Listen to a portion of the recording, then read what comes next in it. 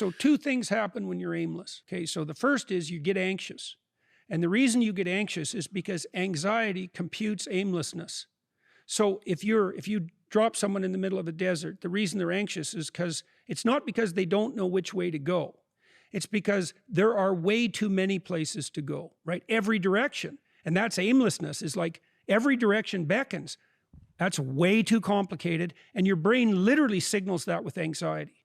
Okay, so aimlessness and anxiety are the same thing, but it's worse. Your brain is set up to produce positive emotion. Literally, this is what the positive emotion system does. It computes decrease between you and a goal. So if you have a goal and you see that you've done something that moves you towards it, your brain produces a dopamine hit, and that makes you feel good, and it strengthens the neural circuits that moved you forward. It does both of those. That's reward and reinforcement. And what that means is, if you don't have a goal, you have no positive emotion. And when people say, you know, they're aimless, they're partly telling you that they're anxious, but they're also telling you that they have no positive emotion. So then you say, well, what sort of goal should you have? Because that's the next question, right? And the answer to that is, well, ask yourself. And this future authoring program that I set up, it helps you do that. It's like, okay, here's the deal. Here's the deal. Maybe this isn't true, but maybe it is. You can have what you want in 5 years. But there's two conditions.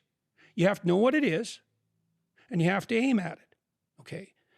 Okay, so let's say you're willing to play that game. Might be wrong, because who knows, you're going to get run over by a bus tomorrow, but, you know, you're going to play the game. Okay, now the next step is, all right, you probably want to have an intimate relationship. Now, maybe not, but probably, but assuming you do, imagine, pretend like you're a kid.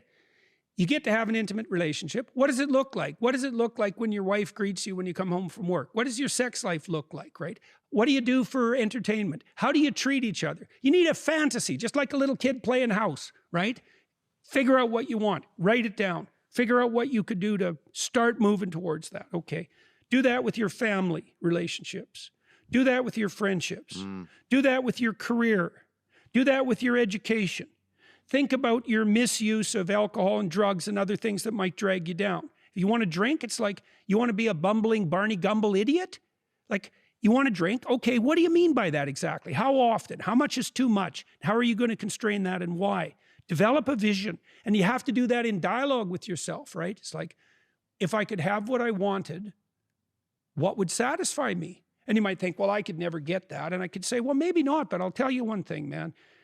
You can move towards it. And I know that everyone who knows the underlying neuroscience knows this. Almost all the pleasure is in the moving toward. So even, you know, you don't want to set up a goal that's so high that there's just no possibility that a schlub like you could ever manage it. But God only knows what your upper limit is, you know. But if you set up a goal that you think is, you know, just on the edge of conceivability, then every time you move even a tiny bit towards that, you're going to think, good work, man, good work. You get a little kick from that. You get a little stronger from that. And that works like a charm. Real. Yeah, you bet. You bet.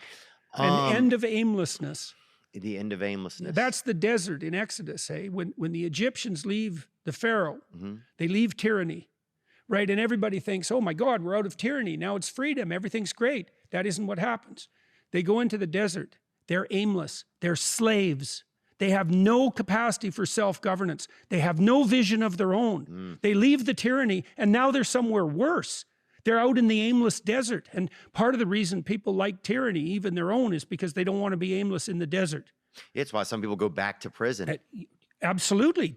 Absolutely. It's why after the Soviet Union collapsed, it's why so much of the population was nostalgic for Stalin.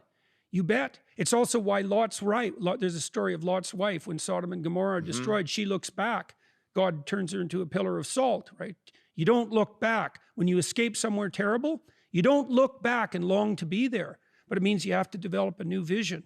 Right. If you don't develop a new vision, then part of you will look back just because you want to have some organization. Your brain wants to have organization. Some direction. Right. That's right. That's right. Here's another rule. This is a terrifying rule. If you don't provide yourself with direction, you will take direction from a tyrant. Yeah. Right.